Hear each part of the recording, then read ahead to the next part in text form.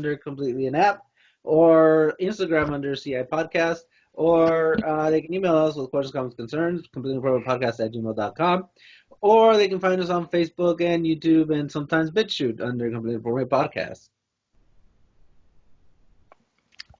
Yeah, that. Yeah. Sorry, having an early drink here. I wasn't planning on drinking, but somebody showed up like 45 minutes late. Let's just say it was Frank, because who doesn't expect that anyway? Hey, Tim, Yeah. what's up? Well, not much. Sorry for being late. Not gonna let I'm not gonna let No, that. no, shh.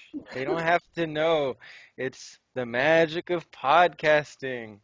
So, Tim, let everyone know who you are. You are Tim Talks, Blardy Blar. Yeah, Tell us who you are. online I'm Tim Talk 6, number 6. I'm on Telegram. I'm also there as No Equal. My last name is actually Napier, which means no equal. My family was given that name in the 1300s by the Earl of Lennox. Look at For you. us on the battlefield in Scotland, we were given a title Napier. So That's that's awesome. Well, uh, my name is Antonio, and classically that means worthy of praise.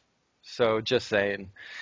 Um, so, Tim, you are a lovely man who belongs to slash takes care of a lovely woman who we have had on the podcast before. Would you like to let people know who that was, or are we just gonna let them certainly. guess? Uh, I'm that'd be Kimberly Coulter. She's my wife and my partner. We live together. Heartthrob. We've been living together for a while. We met when we were 15. We're It's a unique relationship. I didn't think relationships like this really existed because she's actually my best friend, which is like unusual.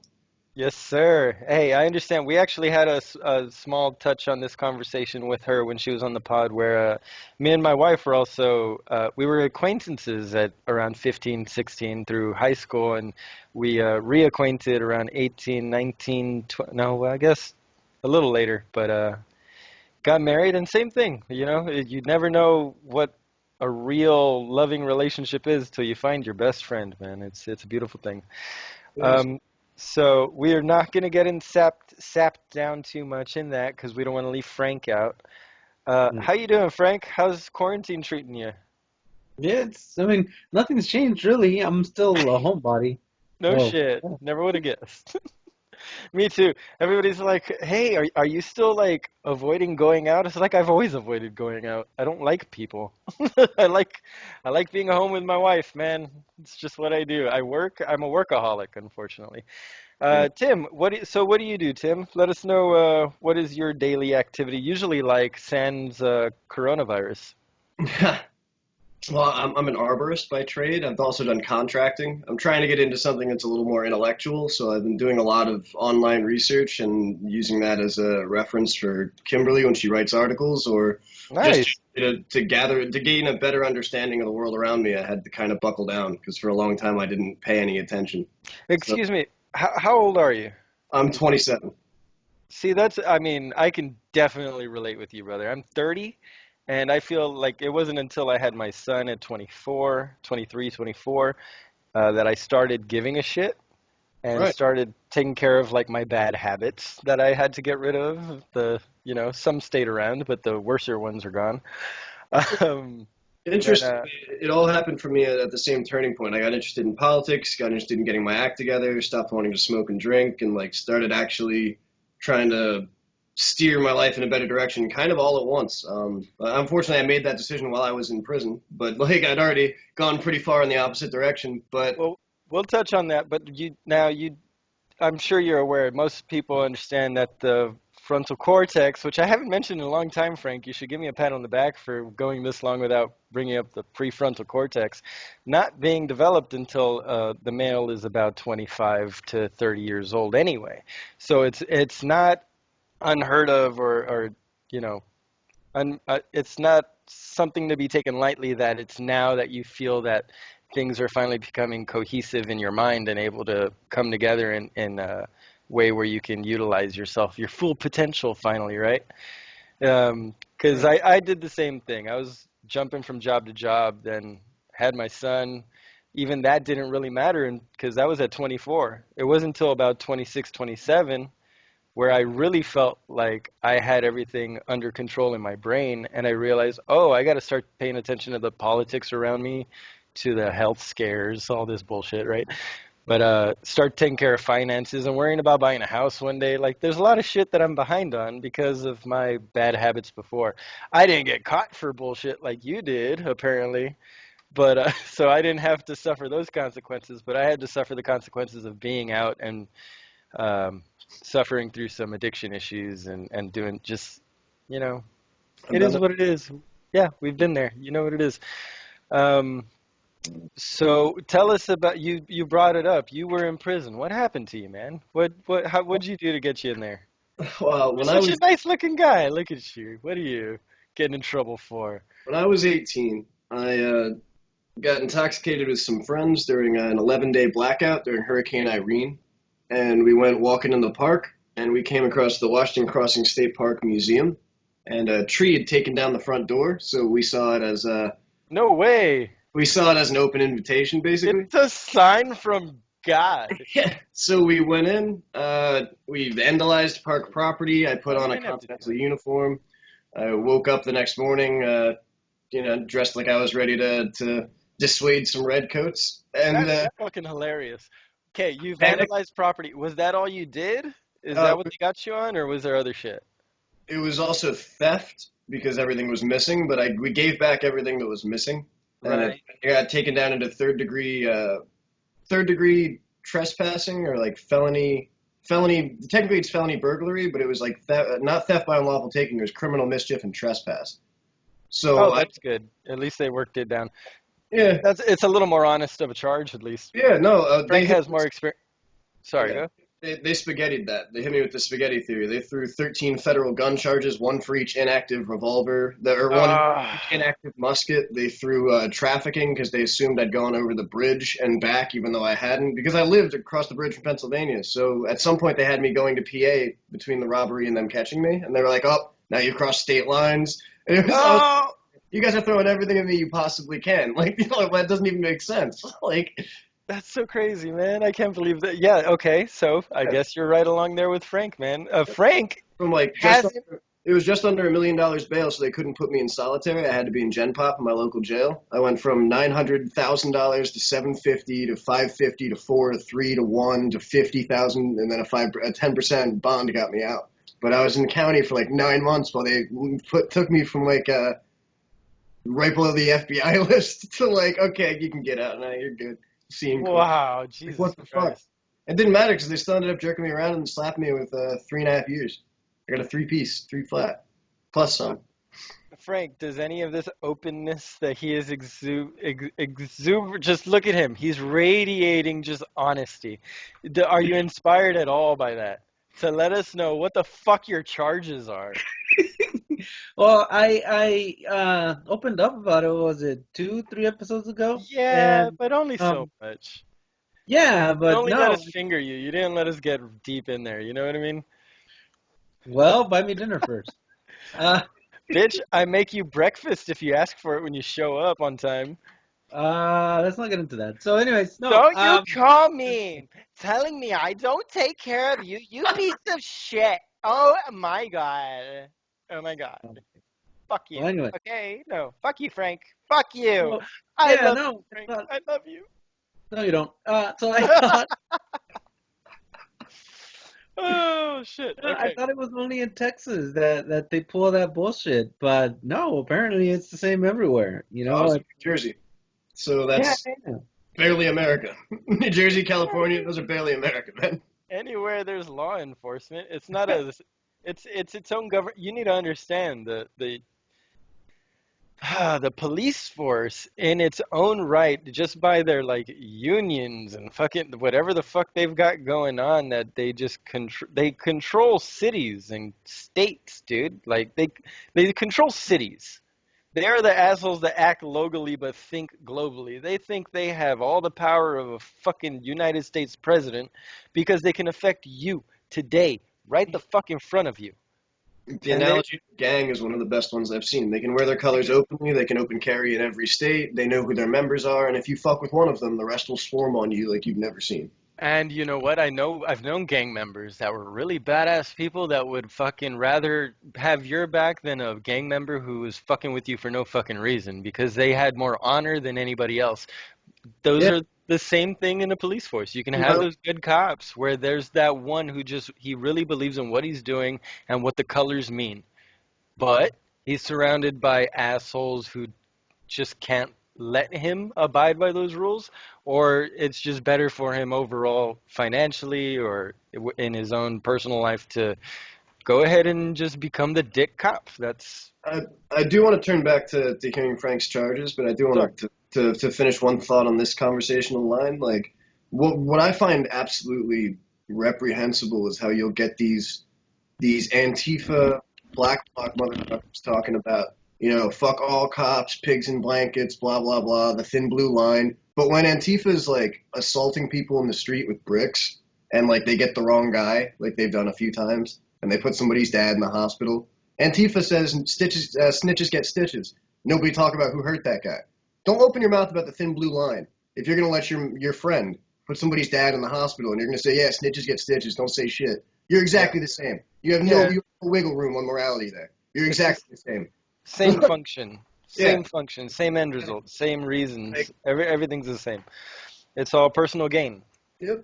It just I find it very frustrating when someone will try to stand on some moral high ground on the notion that the thin blue line, cops won't turn in bad cops. But it's like, yeah, but if you knew your friend fucking set somebody's car on fire when he was drunk, and now that guy's got no car, and now his kids are gonna have to fail out of their charter school because they can't get there, and you fucked up his job and his whole Right. life, you're not gonna turn your friend in, right? Because I, snitches get stitches. So you're I, exactly the same. yeah, I would. I'm sorry. No friend is above doing the right thing to me. No, my family member. I don't give a shit if you're a family. Like, unless, like, that, okay, obviously, if you're a family member, there's obviously, Growing up. Because when I was a kid, I was like that. When I was a kid, I was a snitches get stitches guy. I was an asshole. yeah. I had a mohawk. I didn't give a shit about anyone's personal space or their feelings or their property. I didn't care. I did what I I, wanted. I was gonna get jumped one day at school in junior high, and instead of, I heard that first thing in the morning before classes even started for the day. I took off walking to my god brother's house and spent the day with him, and got home, and they're like, "Where were you? We got a call," and whatever. So I got in trouble with my parents for skipping school, but when I told my grandfather about it, who's an army vet, old guy, fucking he's the one who taught me to be a proper person. You know what I mean? So he told me, you know what, son, I'm proud of you. Instead of going and complaining and snitching about these guys that were fucking with you, you just walked away from the situation. You didn't see another option. Good for you, son. And that's what it's about. Like, you do the right thing. You don't have to do a wrong thing to do the right thing sometimes. And you don't have to do the right thing to do the right thing sometimes. There's more than one right thing in Sometimes the certain best move is occasions. not to move, man. Actually, that's reality. Sometimes the best thing to do is just not engage. Like you can win that way. You actually can. Yeah. And of course, like 2 days later, I ended up getting jumped by those guys. It ended up being one guy who ended up talking shit, saying, "Hey, man, you're gonna let him talk shit like that?" And the one smaller kid punched me in the face, or no, he pushed me from behind. I turned around and punched him in the face, and then we started windmilling to get. Well, he windmilled. I fucking grabbed him to try and throw him to the ground. And then a teacher came up within 30 seconds, said, "Hey, break it up." He ran off. That was the whole fucking altercation. It's as simple as that. People make things so complicated for no goddamn reason. Yep. Well, So, I mean, but with human hold beings, on, hold on. yeah. I'm sorry. I've already fucked up this whole show. Frank, what were your charges? And what the God hell are we damn. doing here? We're not letting you get away. You almost got away with it. Well, again, because we got distracted. I got distracted. I'm sorry. Okay, so yeah, the only thing they had on me was possession of a firearm in a stupid place of business. Because it was a gun-free zone. But since there was a gun involved, like my lawyer said, he literally said, since the gun is yours, they can charge you with whatever the fuck they want, and you're gonna be guilty of it because the gun belongs to you. So yeah, they slapped on aggravated assault with a deadly weapon, which never happened. So then they knocked it down to aggravated assault, and I kept telling my lawyer, I'm like, I can uh, I can get this off with jury nullification. And he just looked at me like I had a dick growing out of my forehead. I'm like, no, let's go to trial. Hey, we don't need to know. That's your details between you and your lawyer. I want to know what you did, motherfucker. You're still skipping over it. You say Oh, just enough detail to make us think. No, no. Hey, Tim, you have Yep. any questions about this random shit he's saying? Did that No, make I'm letting sense him to go. you? I'm gonna let him go. Just let him Oh spin it. yeah. Yeah. Okay. All right. I'll back If off there, with Tim. if there are any holes at the end, I'll ask him to fill it in. But yeah, you can listen to the episode. It's no big deal. Go for it. All right. I'm so angry. This has taken so many episodes to get the whole story out of him. Like you've already given us more about you than we have about his situation. So we're gonna catch up on everything here right now. Go. Well, no, he can listen to the episode. He said, No, you go, you motherfucker. what You about see? me? You see what he does, Tim? You see what he does? All right. so, as I Frank. understand it, they had you for aggravated assault, right? No, no, we've done too much now. All He's right. gonna get his own episode now. All right, Tim, we're back on you and we're staying on you for the rest of the episode because Frank doesn't know how to help. Ah, Tim, Yes, sir. what are you? What's up, Frank? You have it? Okay, we'll give Frank one more. Do you have any questions for Tim, Frank? Actually, yeah, I have. Okay, so I You're no, like I was gonna send you 10 questions, but I think yeah, I finished these 10 questions late at night, like around fucking midnight, and I'm like, no, I'm gonna let him sleep, and then I come to find out he was up playing D&D till 1 in the morning. I'm like, damn, I could have sent him these questions, Hey, man. but Roll dice. Go ahead. Shoot. yeah, yeah. So the first one, I think you kind of answered. But the reason why I chose this phrase is because I had no other way to describe um, your position, what you do, other than with truth seeker. So what led you to be a truth seeker? Oh, well, I think it started. I was raised into an alternative lifestyle, you could say, and my dad, my father was very curious about everything. Didn't believe any real official narratives. Like he voted for Obama in '08, and then took his Hope sweatshirt and put a big D at the end of it. 2009, 2010, hoped.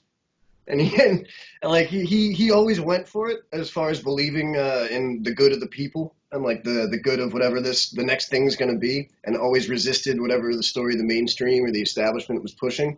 And like he was an army vet, so from the inside out, he got a different perspective on shit. Like in the mid '80s about the Cold War and everything else. And he wasn't a communist, but He's he a had free very thinker, like a he had very free, critical opinion. I'm sorry. a free thinker, if you will. Right. Yeah, he had very critical opinions of everyone, and he was unabashed to share them. And I think being raised with that environment on one side, my mom was, from what I can remember, she was just kind of kooky. So, like, Oh wow, I've dated those. What do you mean? If you don't mind a little bit more detail there. she was just prone to anger. She drank a lot, several different mental disorders. Diagnosed, undiagnosed. Some diagnosed, some should have been diagnosed, but she didn't Yeah. believe in like therapy or medication after a certain point. Her mom I, that raised her was of an extreme Christian faith, where Christian scientists, I think they're called, where there's no medicine, everything has which, to be done through prayer.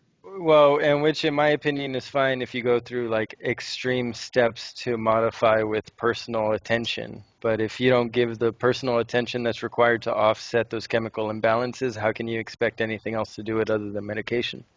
Yeah, Um, she was self-medicating with four roses, so like well, right.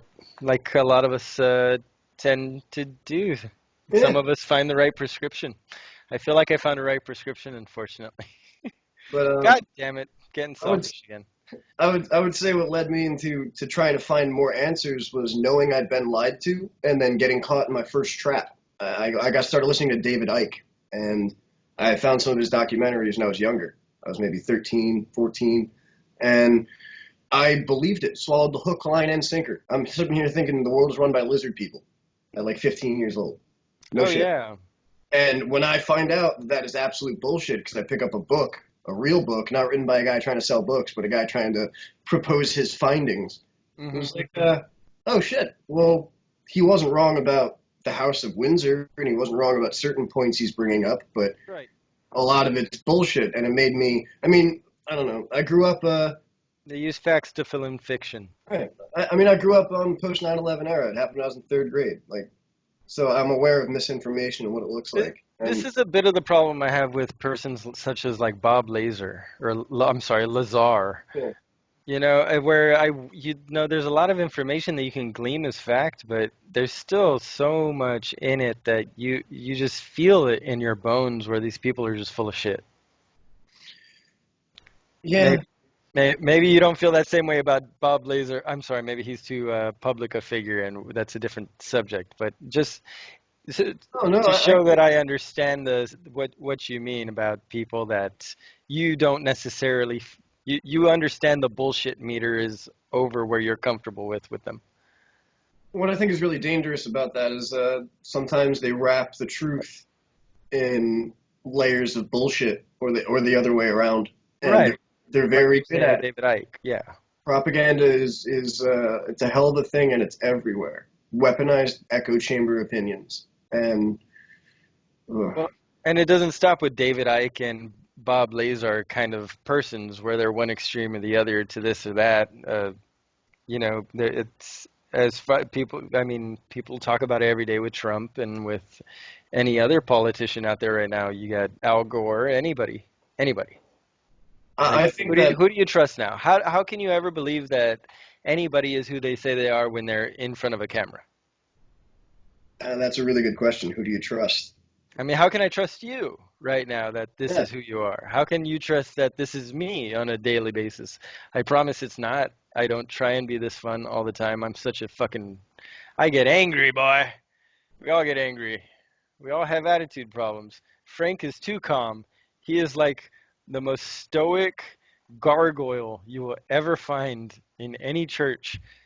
Frank, how you doing over there? Got to check in. It's the No, 25-minute point mark or what 20-minute you mark. were We got to check saying. in on you again. No, yeah, what you were saying, fucking, how can I trust you? Reminded me what you were saying, fucking, before all of this started. How I'm gonna label it Tony's conspiracy theory that Tim and Kim are the same person, and Oh it's yeah. actually Timberland. So because you were so late, we had this whole random conversation. Apologies if it's offensive, but I had a theory. I was like, wait, what if Tim doesn't really exist? Because last time we saw him was for a 15-second clip or so at the end of that recording. So if he just answered now as an AI living on the computer and doesn't actually exist, but is Kim's fucking alternate persona that she made up for Instagram or whatever, and then they are actually Kimberlyn. They are one and the same. They are simpatico. You know, out of all the conspiracy theories that are out there about Kim, I think that one's pretty good. Whoa, hold on. There's more A lot of it's just trolls, but yeah. Oh, what are these? Come on, you got to share one of them at least. You know what the trolls are like out there. You ever go in the comments on a BitChute? Okay. I have a podcast. That's about as much of the internet as I deal with. I'm not going to get into it. It's mostly just filthy shit. But Yeah? there's been some How that filthy, though? Sorry. like nonsensical and deranged. Oh, that's my favorite kind of filthy. It's exactly like my sex life sometimes.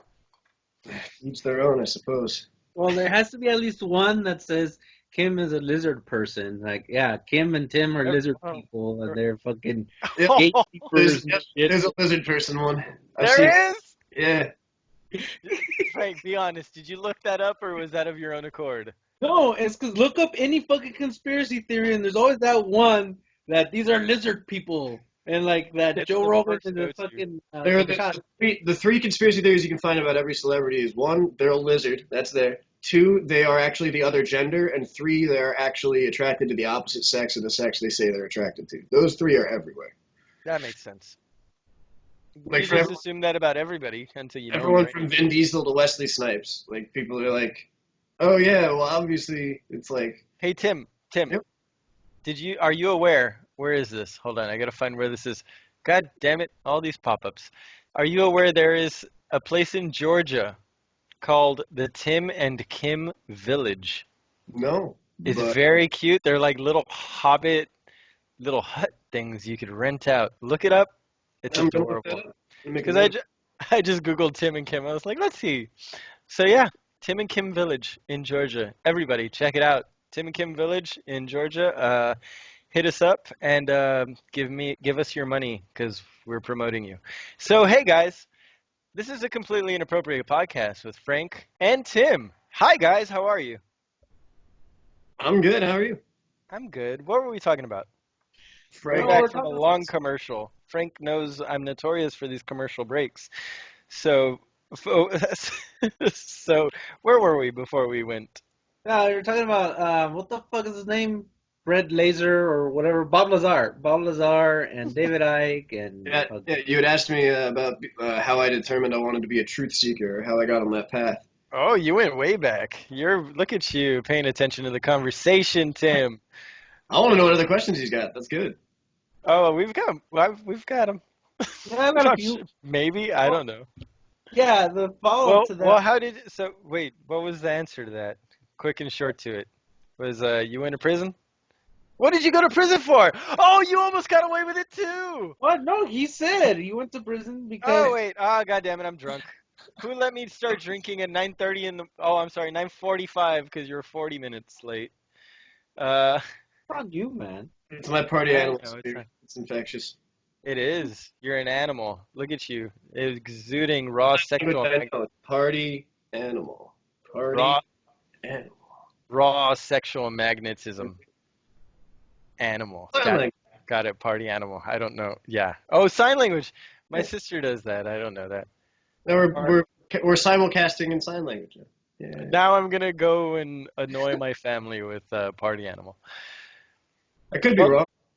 all right, Frank. What else do we got? What's your next question, buddy? Well, the follow up to that, and I'm glad I finally get to ask my questions in order, even though I wrote them in no particular order. But no, yeah, the follow up was how do you differentiate between a conspiracy theory and a likely truth? Because, like we said, there's some fucking ridiculous ones out there, and there's some that are pretty fucking probable. Did Epstein kill himself? Yes or no? No. Yes, he did. Got it. Okay. No. Tim says yes. Wait a minute. He's got a hat for it, but not ours. I got my Epstein cover-up hat. Officially banned from YouTube. Thanks. You know they take visuals into concern. Anyway, so So how do I differentiate between a conspiracy theory and something that Well, like, seems a little more factual, a little more that has more evidence? mhm. Well, in my opinion, a lot of the conspiracy theories, they're built somewhere in there. There's a kernel of truth, and then everything starts to spin out of whack. And sometimes it goes way off the rails, like this Q thing. Other times it's all feeding into the same basic premise, like the all right, the alien agenda conspiracy theory that they're going to false flag an alien invasion, right? That's globalism. So is the theory that indigo children are rising up among the population, and we're going to get a generation who's going to just turn its head to war and say, I don't want to do the tax system, I don't want to do this horrible way we're doing things. That's another globalist theory. A lot of these theories all lead into the idea of dissolving your national borders and adopting one unified government so that all of humanity can live in a utopian light. Now I'm sorry. What is indigo children? That's a new term. Oh, indigo children is just the idea that there are going to be humanity is evolving, and it follows into the same Great Awakening concept. Okay, that's where I thought it was going. Where Looks like they're Iru and Planet X concept. It's very similar to that. As we get closer or whatever, we're getting more intelligent and whatnot. They all say the same shit.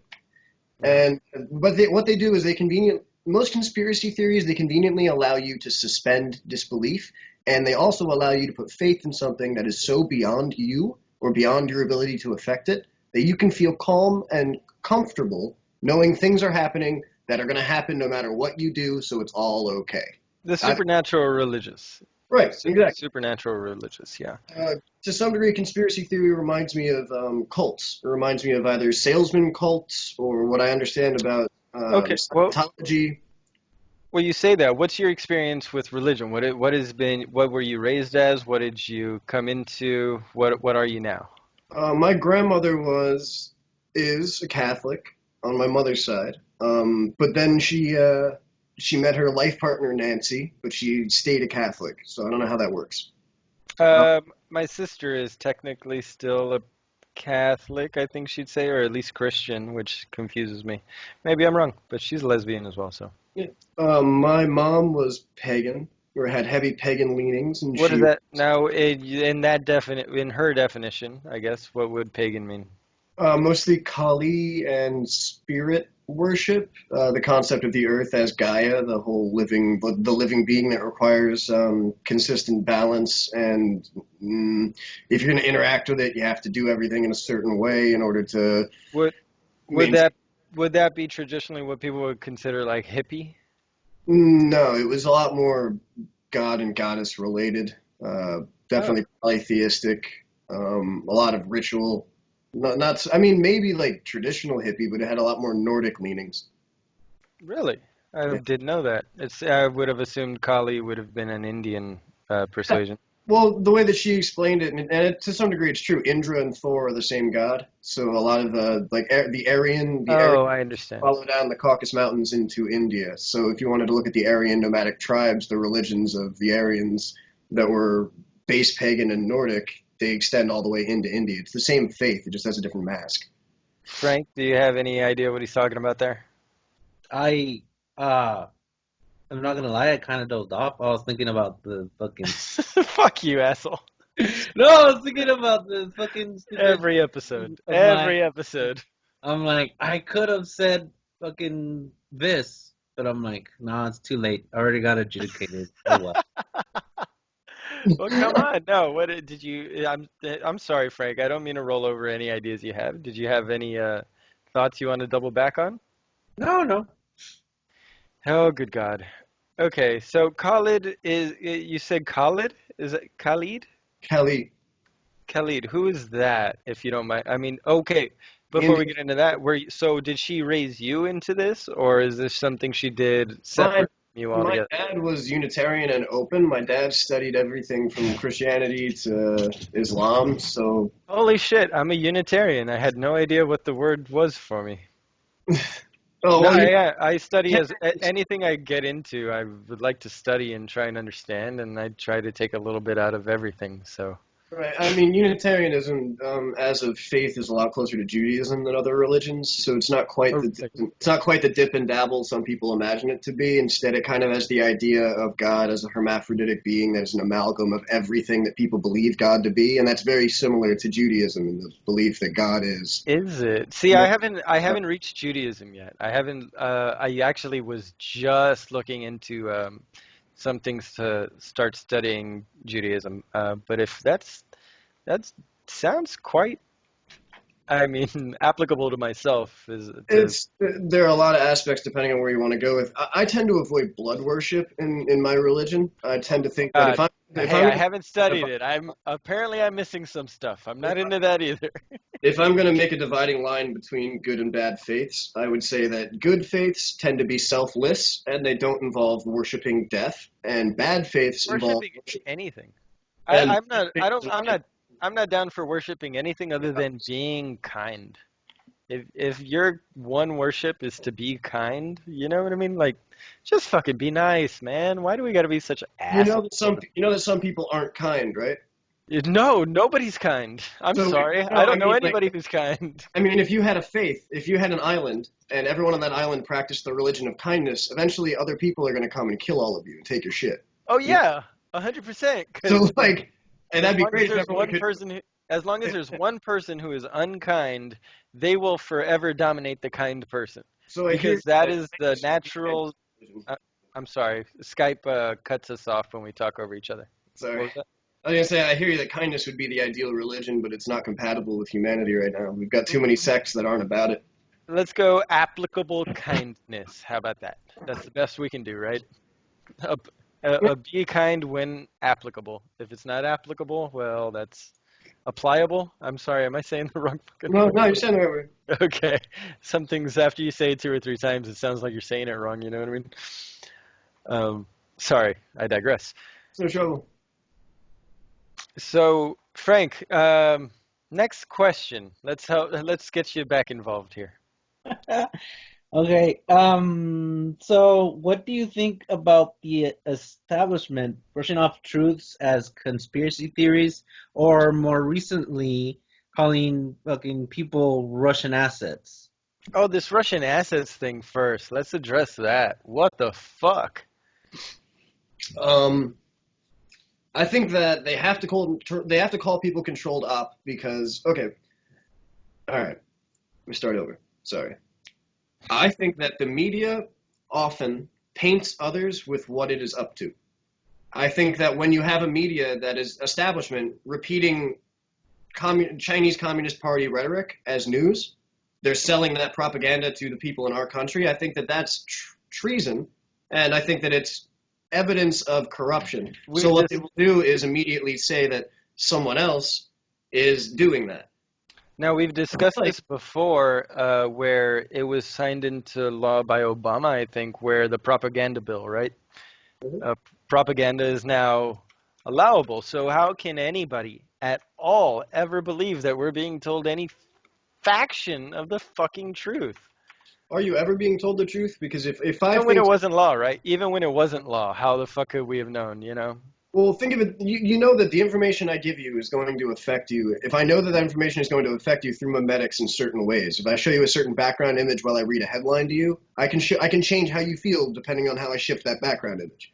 If I tell you about people looting stores and one picture is a store on fire and people with shopping carts full of stuff and a parking lot full of smashed up cars, and if I say the same headline but the picture is a kid with candy in his pockets running out of a store, I can completely change how you feel about the situation. So to some degree, propaganda is inherent to journalism because they're always going to tell you what they want you to know, not what happened.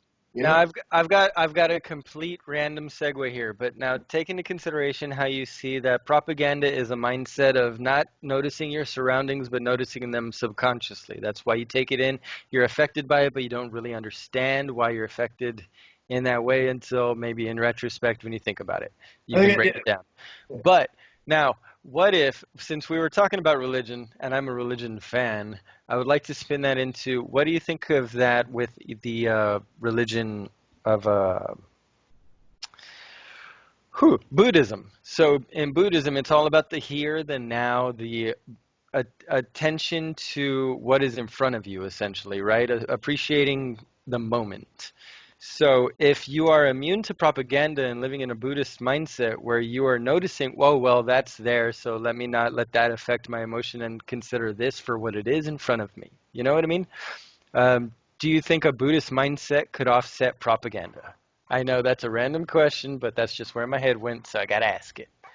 No, that's fine that you asked that, and my opinion is, I guess, unpopular, but I don't think there's a lot of value in Buddhism at all. No, not, I mean, now I don't think I don't there's a think lot of value in any religion as a religion, but there's definitely things you can glean from them that are applicable to life. So if you take into consider so don't call it Buddhism, just call it self-awareness in the moment, momentary awareness or whatever. Yeah. So if you can adopt that personality trait or that mindset, do you think you could be immune to something such as propaganda? I don't think immune, but I think you could have a good vaccine against it, a good buffer. Good buffer. Interesting. Sorry, just a little side tip to that. But yeah, so what are we doing about this, man? I mean, what can we do to arm ourselves against just is all that it takes is one-on-one communication or two-on-one, three-on-three, whatever this little menage a nerds is that we're doing here? I would say that more than direct communication, what it requires is education, legitimate education. Because But all who's educating? Because direct communication education is what we get from the government right now. I'm doing at-home school packets. I paid taxes to have my teachers fucking teach my kid, but I'm teaching my kid right now. Yeah. And which I love. Don't get me wrong. I've been talking about nothing about the benefits of this COVID-19 being a fucking benefit to family members who have gotten away from their fucking home life, who've gotten away from spending time with their own kids and emoting their own emotions and showing what it's like to be in this life as adults. It's up to us to teach our children that. It's not up to our teachers. So this is an opportunity if you take it for that, and you get an opportunity to learn how your kid learns, how to teach. I get all that. But motherfucker, we better get a tax break because what the fuck, dude? We're not paying that what we're paying them. They're giving me 2 pages a day per subject for this kid. Like we're done by 11 o'clock in the morning. And I know there are some people that are complaining that it's oh my God, it's like hours of work. Like, bitch, you're not at work. You're not going to work for 5 to 9 to 5, whatever your fucking hours are. What I think is even more interesting than that is parents are looking over some of what their kids are learning, and you're finding that your kids aren't learning the truth. They're learning a version of the truth.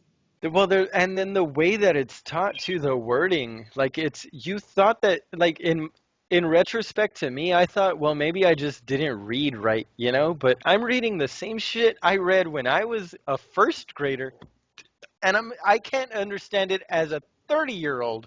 They're expecting a first-year-old to understand the shitty ass wording they use.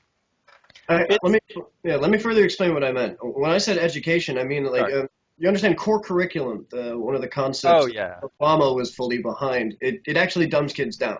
It makes math more difficult. It makes critical thinking more difficult. It makes the teacher's job more difficult. It increases the steepness of the curves. It's fucked up. It's not helping our country at all.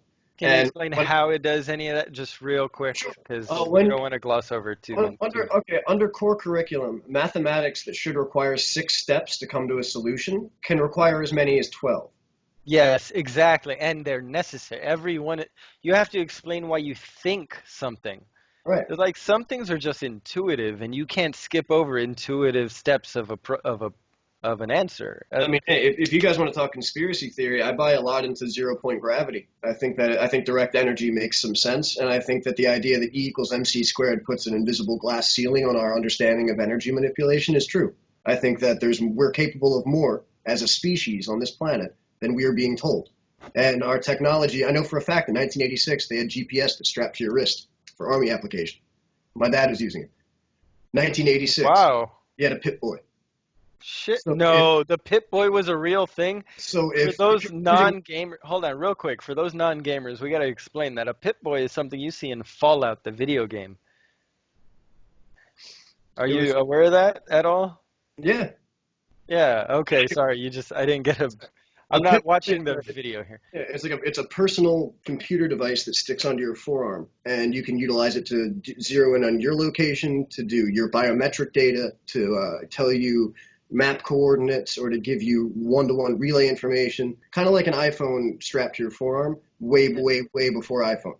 And it's like personal information processor. Right. It's half of a cell phone, basically. Mm-hmm. So if you understand that we have access to that tech, and then you get concepts like every once in a while, the United States government will be petitioned to utilize some of its satellite uplink to allow communication in a different country, which means that the United States controls communication around this planet to the degree that other countries have to ask us to use satellites that are over their countries, spying on their citizens, in order to communicate with the outside world. Like, the way that this world works is not it's not a democracy, it's not meritocracy, it's not utopian, it is corporatist. I think the thing about the internet and what all this open communication with each other is showing me is that it definitely is just exposing the fact that democracy never truly existed. In the end, no matter how many votes you take, it's still the people counting the votes that make the decisions.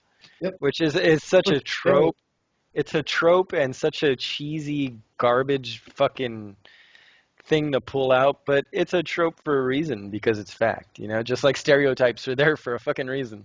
They exist for a reason, they really do.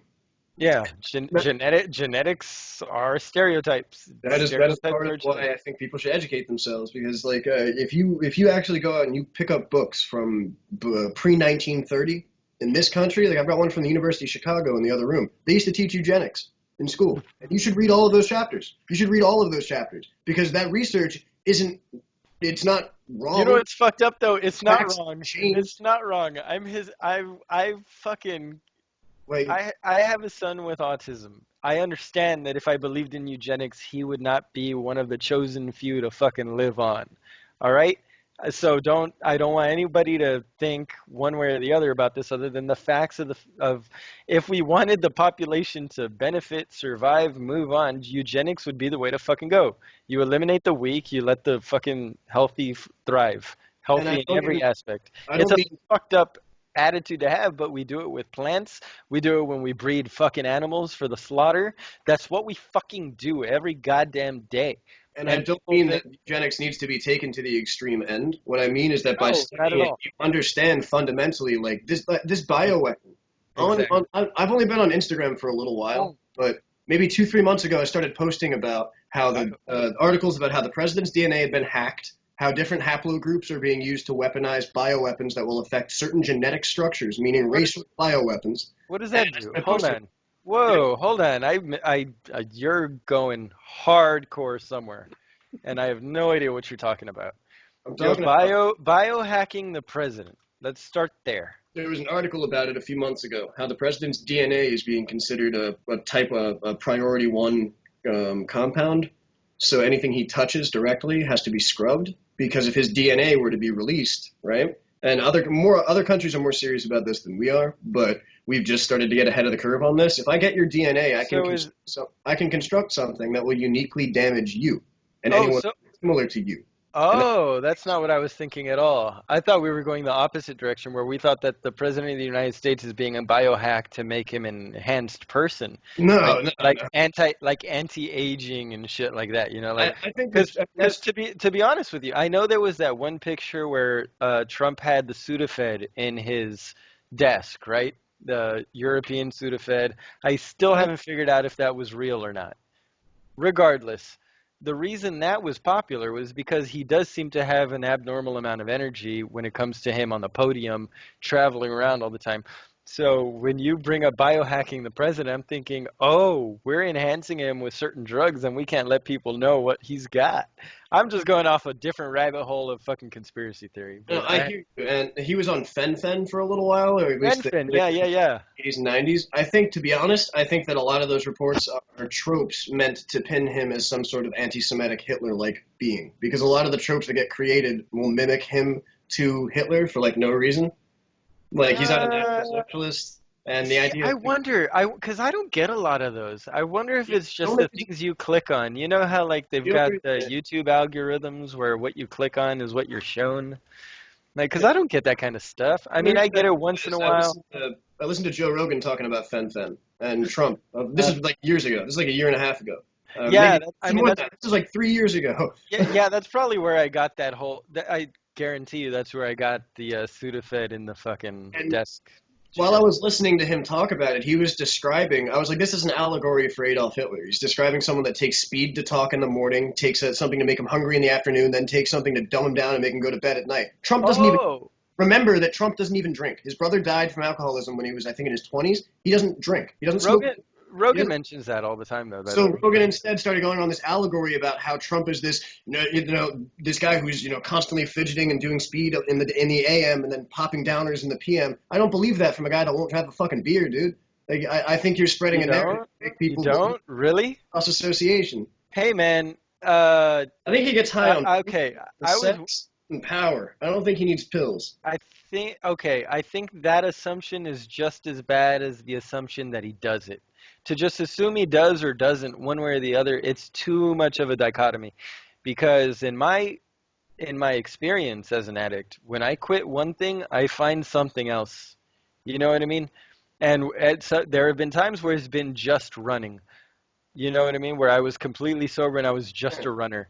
But then there were times where I wasn't drinking and I was just smoking weed. Or I wasn't drinking, running, or smoking weed, but I was doing maybe a little bit of cocaine on the side. You know what I mean? Like, you never know what a person's doing on the side. So I've just, not to call you out so hard, but, No, that's fine, and you know, and you're that, totally entitled to your opinion. The only reason that I feel so so strongly about it but, yeah, okay. is Yeah, the why do reason you I feel feel so so strongly? strongly about it is because I'm watching a media narrative that does not tell the truth, and I'm watching people who host only Democratic candidates for president on their platform talk about our president being a drug addict when this dude, the same guy, has Is a got a drug fishing addict. history on not telling the truth, on going up to something, scratching on a wall, and getting scared and walking away and going, don't Oh, look over there anymore. oh wait, who? Who are we talking about here? I'm talking Rogan. You are talking Rogan. Yeah. Why? Okay, why do you say? Because you brought, yeah, you touched on this earlier. You say that he brings.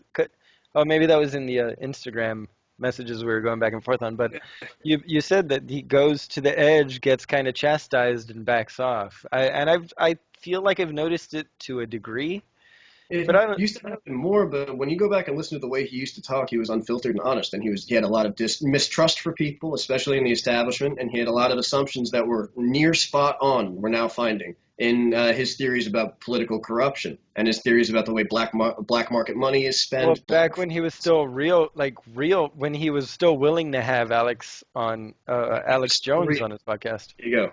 When he was still real, I agree with that much. Yeah, something changed about I'd say about a year and a half ago. It got real Yeah. different. I think it was longer than that. I think it was right after he did that show, Joe Rogan Explains Everything, where he turns around and took every conspiracy theory that he'd put stock in and fed people on for years and shit all over it. And then was like, don't look at it. There's nothing to worry about. Of course we landed on the moon. Of course He all this. just got old.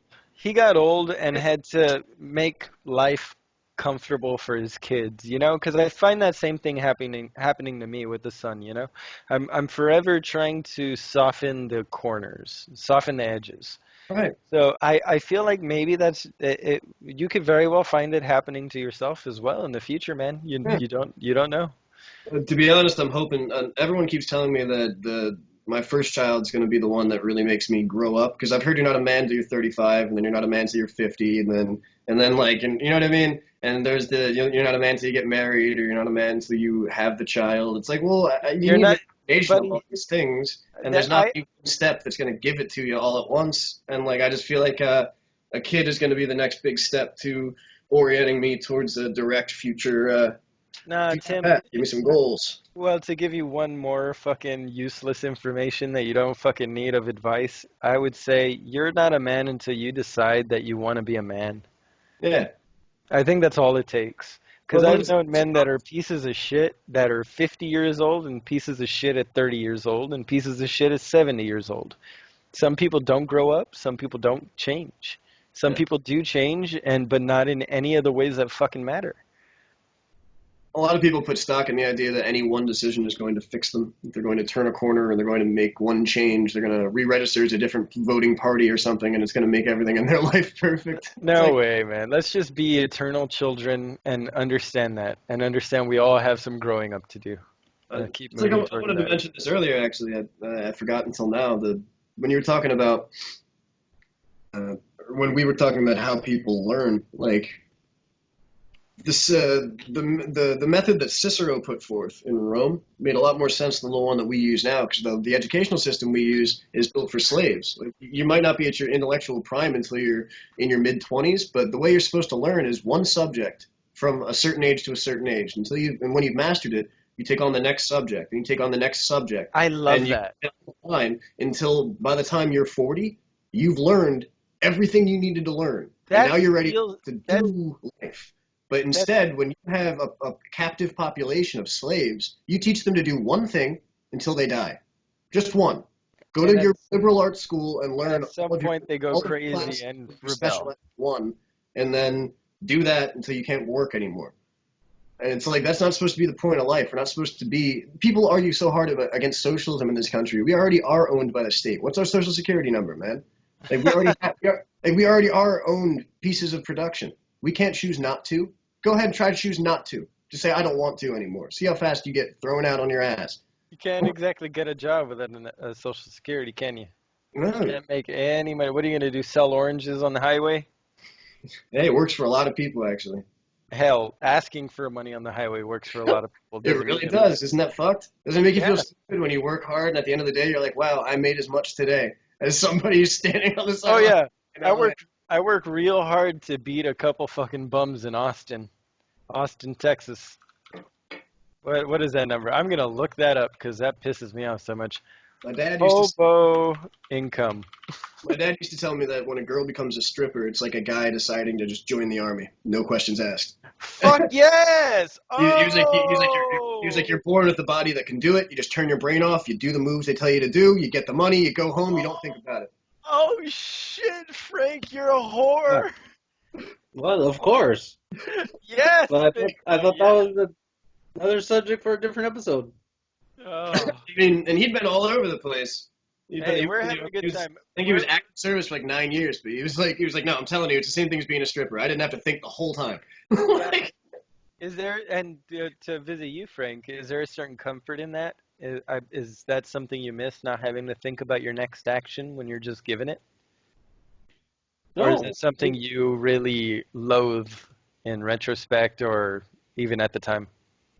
no, I love thinking. And then, like I told you earlier, fucking, Yeah. it makes government sense is a phrase I've been using ever since. You know, because fucking if it's stupid and it doesn't make sense, then it makes sense. That's the way the government rolls. Ah, I love it. I love this so much. All right, Frank, did you have any more questions to throw on the fire here? you got a hardball? Yeah, well, I think I already used all my hardballs, but I mean, I could come up with quite random ass questions that we'll have fun asking for about an hour if you're down. no, but since we're talking about all this, tell us about the Pornhub and child porn / sex trafficking you're always posting about. Oh, I haven't seen anything about this. Yeah, Again, I'm not as internet savvy as I pretend to be that's sometimes. fine. I think that,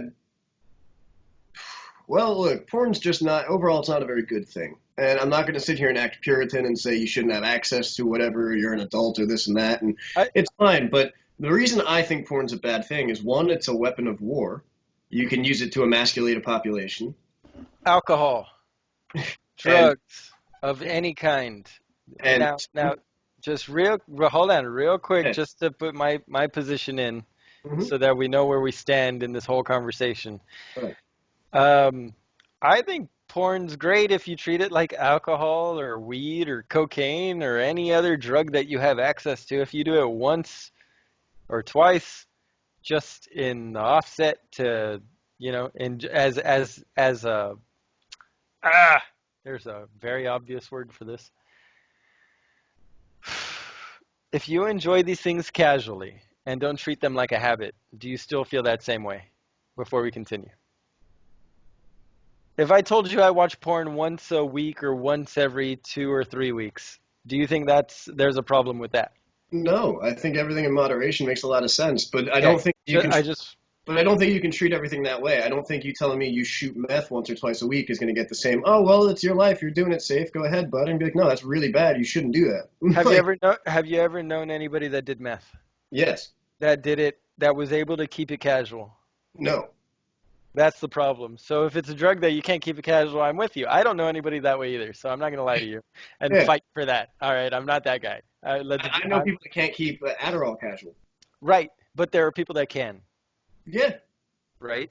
So it's that. If porn is Adderall, Yeah. right? I'm not saying that I want an all-out ban. The reason Okay.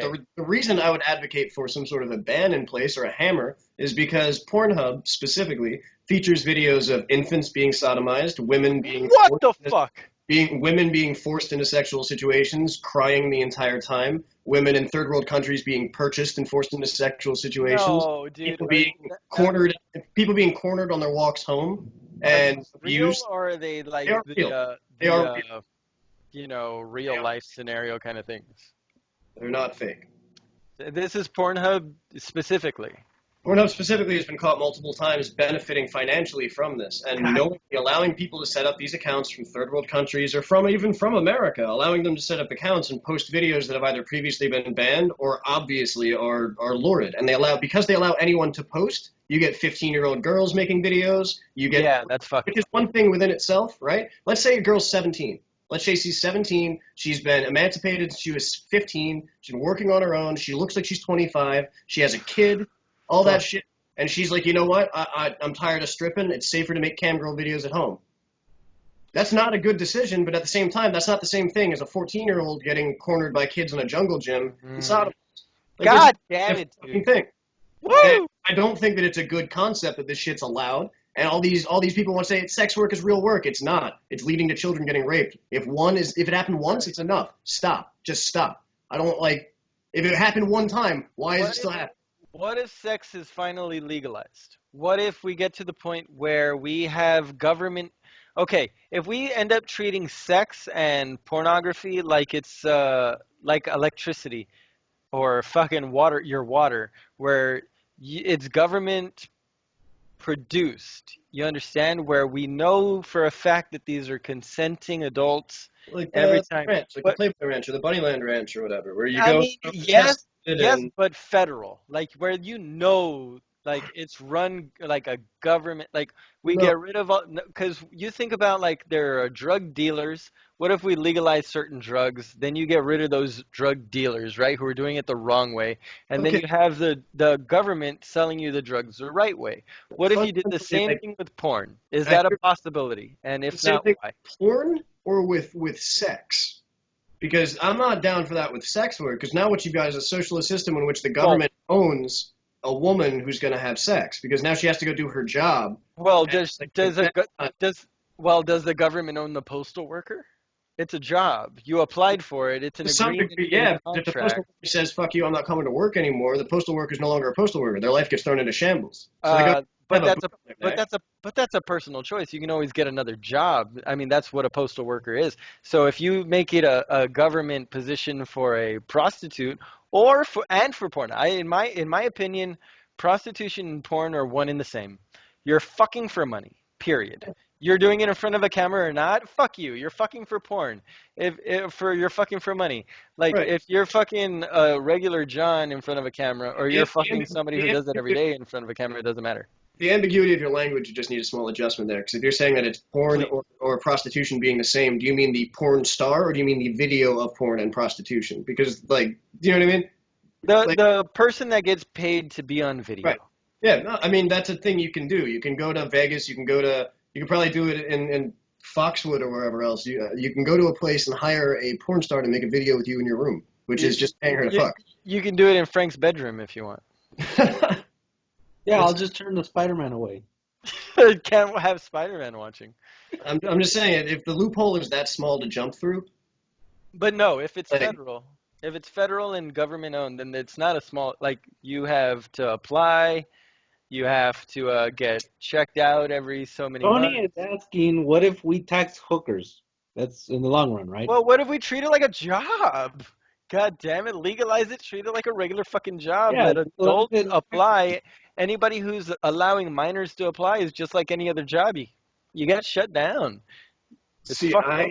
the reason that I'm going to go with no is I don't like the moral implications it would have on society. I don't like the idea that a woman's body should be marketable. I don't like the idea that you should be able to Why surrender not? as a masturbatory tool to other people for cash. I think that people are worth more than that, and I think you should have more passions in your life than to lay on your back and literally flat back it for cash. I Like you're think a human I thing. think I don't see it any different as a stripper. So do you feel the same thing as strippers then? Which is completely fine. I'm okay. I think that when burlesque started, it was a very different thing than it is now. And I think right now, in most strip clubs, you can actually just get off with the girl for enough cash. So no, I don't think that modern stripping is good. But again, that's a regular. You're never going to get rid of the illegal aspect of Right. any legal operation. So That if you had in it the government, I'm if you had sorry, it heavily regulated, then if you had strip clubs in a situation where it was like, yeah, you can do this more and you so can do regulated. that, it opens up into another conversation, like the same thing with massage parlors. You can touch me everywhere else on my body for money, but Which you is can't. what I'm saying. Which is what I'm saying. You legalize that. You legalize that. You legalize the massage parlors doing the happy endings. You legalize the strip clubs, and you legalize prostitute brothels. You legalize all those, but with the stipulation that they are government controlled. You know, you want to take the risk and do those particular things and have those particular jobs and travel and being trusted with people's mail and delivering that every day and being trusted with people's paychecks and livelihoods every day. You need to be government funded and government overseen. If that is the situation, is there any wiggle room for you to and you know as well as Frank and I know this will never happen. This is Right. just bullshit. There's me trying to find a miracle solution. Is there a miracle solution? I honestly don't think there's a version of it in which I'm comfortable with the idea of my daughter being able to suck dick for money legally and be encouraged to do so by my government. My dad probably wasn't okay with me being a fucking ditch digger or fucking scooping dog shit as a vet tech for years because I didn't go to school to become a lawyer or a fucking finance. We're always going to be disappointed in our kids. Yeah, Our, but I bet you he would have been a lot more disappointed if you were out there getting fucked for cash. I'll tell you what, if I was getting fucked for cash and I was able to buy him a Bentley, he might care a little bit less. See, I don't know. Then it's just And if I enjoyed it, it makes me squeamish. It makes me uncomfortable. I don't like the implications it would have on society. It reminds me of pre-Weimar Republic. I don't like it. what do you mean pre-Weimar? That's not something I know. Okay, this is a can of worms. Well, let me do a quick Weimar Republic, right? Weimar. It's the government that was in place before Nazi Germany. Oh, Under a gentleman named Magnus Hirschfeld, Berlin used to be the gay capital of the country. Did you guys know this? In 1928, Berlin was the gay capital of the planet. Gay yeah. Berlin. The world's first sex change operation happened there. It was also reversed on the same patient. Child sex was a big thing. Age of consent was gone. Lady boys were on every corner. We're changing subjects altogether here.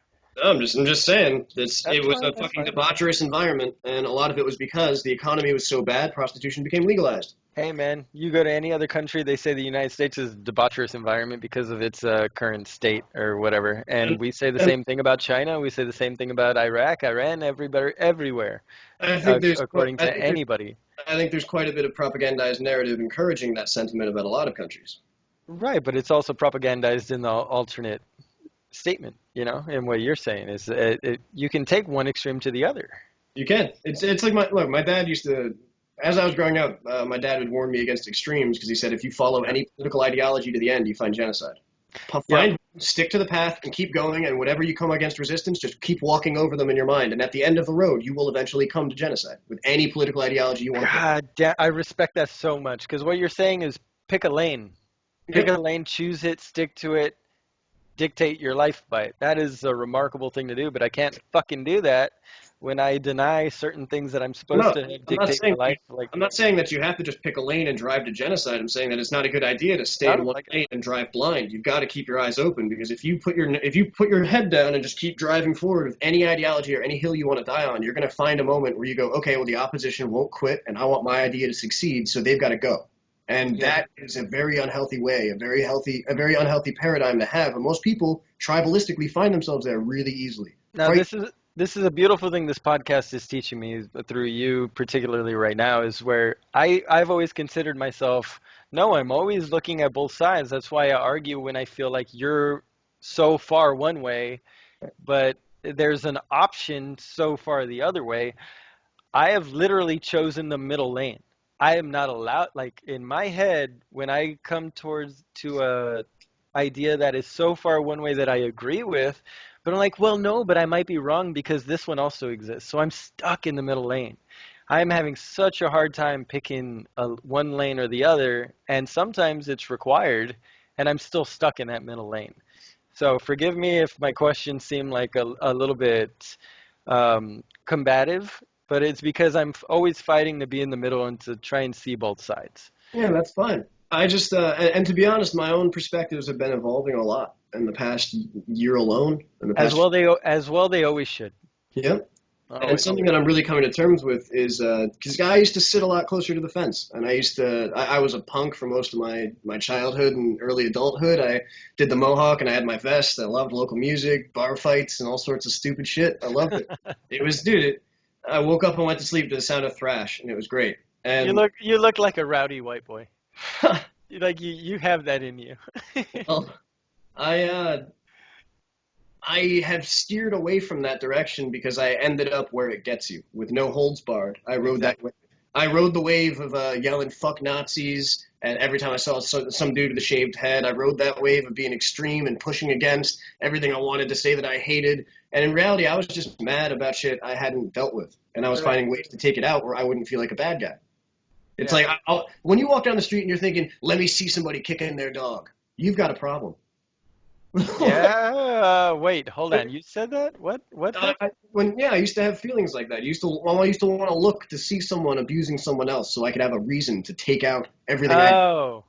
and it was a very unhealthy mindset to have, but a lot of people live like that now. That's the SJW mindset. They're hurt, and they want to share that pain with someone they see worthy of being hurt without being, like, called a bully for picking on them. So they go out and they find someone, they go, you're a bigot. No, shut up, bigot. Hey, I'm talking to you, Nazi. And then they throw coffee or whatever they're going to do. And, dude, it's fucked up, but that same mentality is on the right, too. The same mentality is on the other side. The same mentality is in the middle of the road. They're going to be libertarians who are like, you guys are, you're just brainwashed morons, and I'm tired of it. You see it everywhere. And a lot of those extremes, they don't end up teaching you anything other than, oh, well, I've gone too far. Like, I need to re-examine where I came from. It's really all people end up learning from that shit. If they learn at all. Yeah, if they learn it all. A lot of people, that's the last thing they're going to do. Unfortunately, the last thing they do is yell at somebody and they pick the wrong guy. Like, it's an unfortunate reality. But where we're at, we need more people to come to terms with the center, or come to terms with, like, I think the Constitution's a good thing to lean on. I think leaning backwards is a good way to go forwards from this point on. I think the progress movement has gone backwards on itself. We're starting to fold the steel in half. And it's like, no, guys, we needed a sword. Stop doing that. Nope. Like, we're going too far. Do you think that any part of the Constitution needs to be changed, just to change up gears a little bit, since you brought it up? 19th Amendment being? Women's right to vote. Oh, they shouldn't be allowed. I completely understand. Yeah, fuck all women.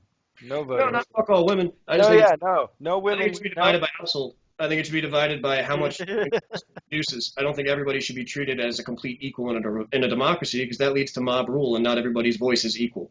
I'm going to be honest.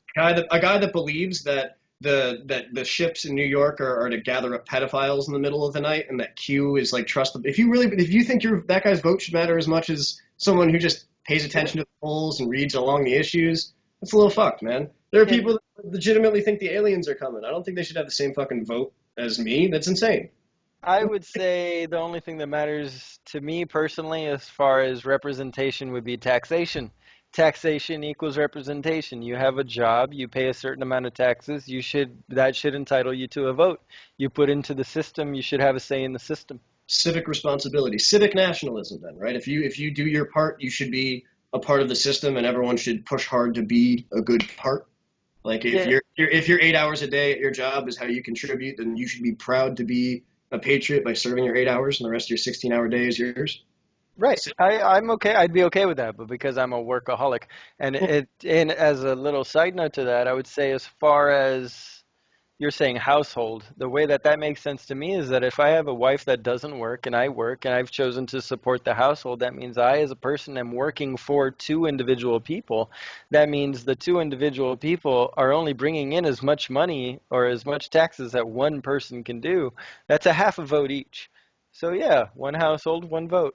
Between couples anyway. If I have an 18-year-old living at home, he happens to be living at home, but he's still working a full-time job and paying taxes, that's an individual vote. Yep. But as I'd say, as far as taxation should equal representation as far as voting goes, I'm completely with you on that one.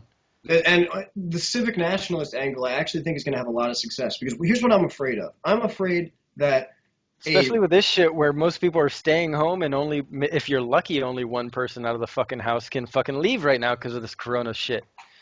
What I'm worried about is that the next big nationalist pull we're going to see in this country is going to be National Socialism. And that's what I'm scared too. Because that's the one chunk that has been missing from this conversation. And when that comes in, you're going to see a lot of heads turn, and they're not going to know what they're talking about. They're not going to know what they're advocating for. And National Socialism, that is the Nazis. We've seen that before. Isn't that what we're seeing now with this $2,500 or $1,200 an adult, $500 a kid for these next 3 months? Isn't this sort of a nationalistic kind of concept where, like, hey, whether you're working or not, you're getting $1,000 this month, and your kid will get $500? Aren't you bothered by that at all? There's something about it that just feels weird. I'm bothered by it a lot because here's my hope, right? Here's my white pill moment on that. I think that if we got off of the central banking like world central banking. If you separate yourself from central banking and you do a state currency, you're able to build your own economy through the roof because you can back things off of your own currency. And the whole world uses the petrodollar right now. I mean, But China. a lot of people do state to state business, though. How would that correlate if you have different currencies from state to state? Oh no, I mean like nationalize our banking instead of having like the Federal Reserve is owned by banks that are not American. It's backed by foreign banks in Europe that use gold and silver as their standard. If Oh, we I see what you're as our saying. own standard cancel because right now the Federal Reserve is at 0% interest for the first time since the Depression, right? So if right now we've disabled the interest production of the Federal Reserve, it's not getting No money. its money machine go burr joke anymore. It's just printing out cash, but it's not getting any money on its own. So if this debt gets up so high, literally what Hitler did that made his economy soar was this. He turned off central banking and he turned all of their money to independent gold backed within the country. And all of a sudden their inner trade started to skyrocket because they were trading in outside goods and putting out and turning it back into real currency inside their own market. So if we turned our back on the global banking system and we started saying, well, the US dollar is going to have its own backing again, like the pound used to have before the European Union destroyed that in England, if we turned our back and said, okay, well, you know what, fuck the debt, you guys can have that when it's settled, because right now we're going to go to the US dollar written on the Treasury instead of written on the Federal Reserve, we could have a gold standard back to our money. But every time that happens, the same groups remove the players involved. Look at that. Look at Gaddafi. Well, hold on now. The problem with that is that if you end up eliminating the global banking system, then you'd no longer have the same relationships with other countries that we require certain trade to go on with. I say that we keep the petrodollar as a basis for world trade, but we turn our internal economy. We use those. Petrodollar just being oil. Like we're using oil is the currency. So Yeah. just take the oil. So what happens when oil production runs out in our country or in this country or that country? Like Nope. that is a finite resource, isn't it? Nope. Not so much. It's not dinosaur bones. It replenishes. It replenishes all the time. Oil is not dinosaur bones. It's true. That's true. But And how often? our reserves are good enough to last us for decades on our own, and we're not canceling off production. It has never stopped. That's a scam to drive up or drive down price. It's like True. gold is one of the only resources that there's only a very finite amount. You can remake diamonds now. Diamonds are the least valuable stone in the market. That's why the diamond cards have only let out a certain amount every once in a while. Emerald, natural emerald is the most valuable stone. It's the rarest. Oh, I didn't know that. Curious. But yeah, man. So it's all convoluted. It's a lot to get through. We've probably lost some people along the way, but this is definitely a conversation worth listening to again, guys. Frank, how you doing over there, buddy? We kind of went on without you there for a while. Oh yeah, I'm listening. I'm like, wow, Are you, or did you just sleep with your eyes open again? Oh no. I'm like we're hinting at what Tim wants to talk about. So yeah, I have my fucking next question lined up so we can get into what he wanted to talk about. Attaboy, bring it up. Let's see what we got. Okay, so this is to start your conversation that you wanted to have. Does Sharia law have a place in our Constitution? Sharia law, let's get into it. Do I need to Google this to give an actual definition, or do you got this covered, Tim? I can wing it. I understand the concept, but if you'd like to give a formal definition, go right ahead. Sharia law, as I understand it, is a law built on the Islamic religion, specifically following tenets that the Islamic faith find to be morally or ethically sound. The clear and trodden path to water is the direct definition. Well, Sorry, just saying. Sharia literally means the clear, well-trodden path to water. want to pump in Sharia law? Is basically the obvious way to go. That's all I get. What is Sharia law in simple terms? Sharia literally means the clear and well-trodden path. I can explain that actually. That's called basically. That's called Taqiyya, and you can look that one up. It's Taqqiya, I believe. Oh my God, I could type better than this. Taqiyya is a practice often utilized by Muslims or followers of the Islamic faith in which they are allowed to lie. They are allowed to openly lie about both their intentions and what their scripture means to any non-believer. Find me another religion that does that. Well, in that definition of Sharia that I just read, it's basically close your eyes to everything but what you're told to see in front of you. Sure, Which I'm not comfortable with that definition. and So they've I don't know how I could go presented it in the further on most with it. positive light possible, which I can give them credit for. But Sharia law, in my opinion, has absolutely no place in the Western world. I don't think it has any place on a civilized planet, let alone in a civilized culture. It's basically go where you're told to go.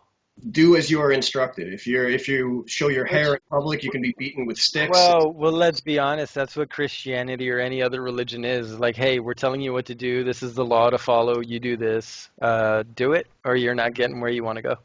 And what's great about this country is you don't have to be a Christian to live here, and that's why I don't think Sharia law has any Did fucking place here. I, you Specifically in know? our I'm constitution, it sorry, gives but us. just to digress once Yeah, more, because it's been a while since I've taken us on a tangent.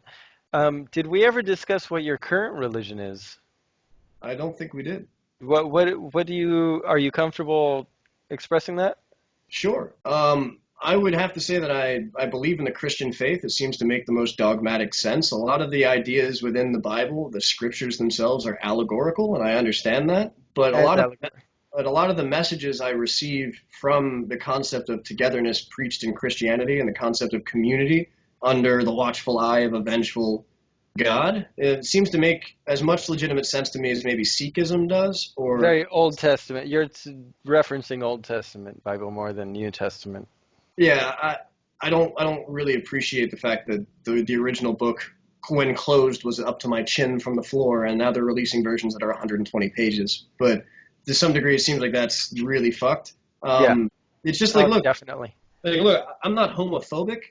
I have friends that are gay. I'm not afraid of them in any way. It doesn't bother me that if they want to have long-lasting relationships, but I don't think you can be married as a homosexual because in the Bible, Under marriage, God. like Under God as a Christian is what you're yeah, saying. like marriage is pretty specific in that book. That's like me picking up a Superman comic book and being like, Lex Luthor's real, but Superman isn't, and here's how I'm going to tell the story. It's like, no, dude, you don't get to do that. I just want to be clear. So you no problem with marriage as far as state, you So know, civil union, having a civil. ceremony, all of that stuff, that's beautiful. Wear the rings, promise Gotcha. yourselves to each other. Okay. It's great. Just I don't. See, it would. I just want to make sure nobody misunderstands anything you Oh, say no. because people take shit out of context just to be a dick, you know? To some degree, if you're going to be so low IQ that you would listen to what we're saying and take note of it, At this be point, we're upset. what, You're over going to an be hour upset in. about a lot of things in your life. You're going to be upset about a lot of things. Like, because I'm not saying I have any care in the world as to who you want to spend your life with, but that would be like, that's literally cannibalizing a religious scripture, a whole belief system that people have that's been around for thousands of years to make Once it fit. once I realized a quarter of my beliefs didn't mesh with the religion that I was raised in, I abandoned the religion. And Yeah. it upsets a And lot of people to hear that, well, everything I practice as far as my beliefs and my interactions with other people are Catholic and Christian based. Very, very strongly Christian based are my actions. But you ask me, well, how do you feel about God? I'm like, I don't know who the fuck he is. look, I looked into a Satru for a little while. That seemed almost valid. And then I started to have some serious disagreements with the concept of like the blood feud. Of what? What was that? Asatru. It's like it's a Nordic religion. It's That's my religion. word. Oh, of Yeah. course it is. Yeah, classic paganism to some degree, or at least Northern Aryan paganism, because it Yeah. utilizes aspects of Norse mythology in combination with Gaia and the Earth spirits. But the hard edged aspects of Ancient Germanic spirits. it, the hard edged aspects of it, I thought would not be quite conducive with me. I've got compounding PTSD, and I don't think practicing a religion that says I can challenge anyone who challenges me is a good idea. Because then I'm going to be in a moment where my blood's up, and I'm going to be like, if I turn my back, I'm dishonoring my ancestors. Oh, that's rough. I said, Yeah. well, not to get lit. All right, hey guys, look, we've been going on for an hour and a quarter here, so an hour 20, what am I? An hour 25. We've gone through a lot of stuff. I want to get back to a little bit more about you personally and away from the politics and stuff. Basically, I want to know what were your, it's just a curiosity. I think Frank brought it up in some conversation we had off mic. What was your experience in prison? I know we were talking about something about Islamic radicalism The in prison. radicalization of Islam Did, in did inner we touch cities that and and I'm prisons. just forgetting already, or? Oh, we were about to talk Okay. about that. I just got to make sure because I Yeah. was a little lost at the beginning of this podcast. I feel like we finally got the ball rolling. So I wanted to make sure before I asked about that, we hadn't already asked. It's been a lot. This is about halfway through some really good sex. So don't blush. Why are you blushing? I, y'all can decide which one of you I'm talking to. That's fine. So, radicalization of prison in Islam is something you brought up to us off mic. When what brought that up? We were kind of trying to casually look into it and couldn't find anything written down. We assumed you needed to write it down. Here, actually, I can whip one up real quick. I grabbed the screenshot because Judicial Watch this week. Because I remember I messaged you about it because when they released it, I sent it to you like, I brought this up like on Saturday or whatever. Yeah. It's hard to keep up with shit, man. COVID-19, you know. Yeah, Judicial Watch just released another report about it, but basically, Islam in prisons in the United States has attached itself to a lot of the Blood and Crip gangs, and now it's extended into Latin Kings. And we're watching a lot of them who come in with crosses tattooed onto themselves. They end up going to whoops that aren't just gang related anymore. They're about faith, and they're about like concepts of radicalizing against the West to instill a caliphate. Now this makes the African Americans. It's fucking wild. This makes sense to me. Because if you think about it, what do you hear about prisoners going in that become it was always a trope in Hollywood or in television where a prisoner goes in, they come out saved, they find God, they found Jesus, because Catholicism, Christianity was the dominant faith that was getting all the attention for whatever reasons at the time. Now you have a lot of Islam and Muslim faiths going on in like if you watch any movie, you ever seen anything with like Most Definite? I think he's a Muslim practitioner. I don't know what the term is.